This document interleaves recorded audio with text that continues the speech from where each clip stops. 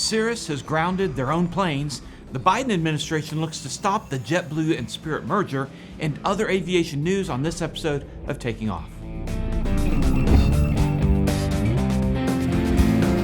Hi, I'm Dan Milliken. Our channel is only able to bring you these videos because of our wonderful sponsors like tailwindwaymakers.org, where you can go to buy a raffle ticket to win an airplane and at the same time help to make someone's flying dreams come true. Check them out and the others in the description below, and also more info at the end. Let's get to the news. Okay, we're going to get to the Continental engine troubles in a moment, but first, balloons keep popping over North America, this time in Canada. A smaller balloon at a lower altitude, around 40,000 feet, was downed by another F-22 Raptor for the U.S. Air Force working with the Canadians. This balloon was about to become a huge problem at that altitude. It would have posed a threat to commercial air travel.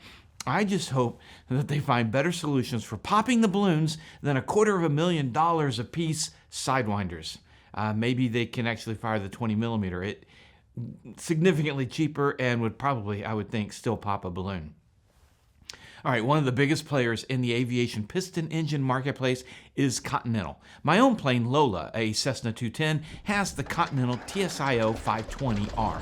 This past week, some very surprising news came out about the problems with some of their more recent engines, but without any real specifics. In their statement, Continental is asking that owners of airplanes with the 360, 470, 520, and 550 manufactured between June 1st of 2021 and February 7th of 2023 to voluntarily ground their aircraft. In response, Cirrus grounded their own fleet of SR-22 aircraft that uses the Continental engines listed.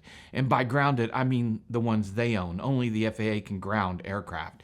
And on February 10th, Cirrus confirmed that the problem has to do with the snap rings on the crankshaft counterweights possibly being installed backwards. For this, I turned to one of the foremost knowledgeable people in both Continentals and in Cirrus, Paul New, owner of Tennessee Aircraft, to explain more. We don't know a whole lot of details at the moment. What we do believe that we know is that the snap rings, or some of the snap rings, may have been improperly installed and will not retain the pins that hold the counterweights onto the crankshaft. What we think we know is that in order to verify this, we're going to have to pull at least one, maybe two cylinders off the back of the engine to have a look at these snap rings to determine if they're actually fully installed. If they're not, then there'll have to be corrections made. We don't know exactly what that's going to be. We don't have a bulletin yet. Continental is supposedly working on a bulletin. I'm sure they're doing it feverishly. There's no bulletin, there's no AD yet, but those things may be coming. So Cirrus has grounded the fleet of airplanes that they own and airplanes that they still control. There will be a whole lot more information coming out really fast on this, so be watching the forums. This information be coming out quick. Continental has put out some information in print. It's not very detailed. I'm sure they're holding off on that until they get all their ducks in the row about exactly what sort of action needs to be taken. So hopefully this is helpful.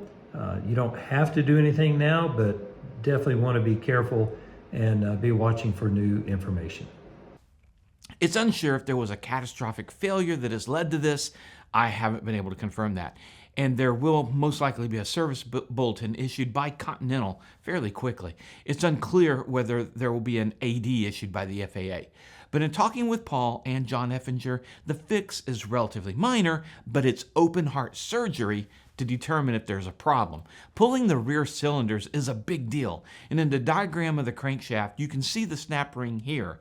We're looking at the rear of the engine. The front is to the left. In talking to the mechanics to try and understand this snap ring issue, one side of the snap ring is rolled and the other side is sharp and meant to be load bearing. If the snap ring was put in backwards with the rolled side bearing any load, the snap ring could fail and the pin could come out of the counterbalance. Regardless, it's a pretty big crisis for one of the leading manufacturers of airplane piston engines, and we'll keep a close eye on it.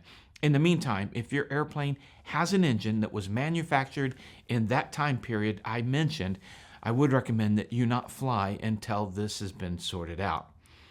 Finally, a couple of months ago, JetBlue and Spirit Airlines announced a merger in a $3.8 billion deal. But multiple outlets are reporting the Biden administration is gearing up to fight the merger on anti-monopoly principles. A suit filed by the Justice Department is expected in March, and it's been reported that there have been competing opinions inside the Department of Justice on this case. The merger of the two airlines would make it the fifth largest in the U.S., so I'm not really sure where the anti-monopoly opinion comes from. If you have an idea, post a comment below. Maybe I'm missing something.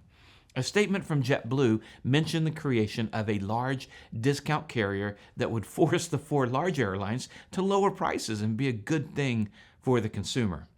All right, that's it for the aviation news. I hope you enjoy your Super Bowl Sunday. If you're watching this afterwards, that you enjoyed your Super Bowl Sunday. Special shout out to our sponsors. Each and every one is run by a pilot. Like 67 Designs, incredibly well-made mounts for tablets, phones, and cameras. They made their mark in the overland truck and SUV market, and the founder flies a Cirrus and has created a line for the general aviation market. Check them out at 67d.com. And our other sponsors listed here with the links and in the description below. Please check them out. And also Flying Eyes, we talk about them a lot because we were happy customers before being sponsored. But as we leave, don't just take our word for it. Here's one of you talking about Flying Eyes. Take care. Hello, my name is Dan Basovich, and I'm here at Stallion 51 in Kissimmee, Florida, where I'm about to fly this AT-6, my favorite airplane ever. And in order to get ready for this adventure of a lifetime, I had to get a good pair of sunglasses.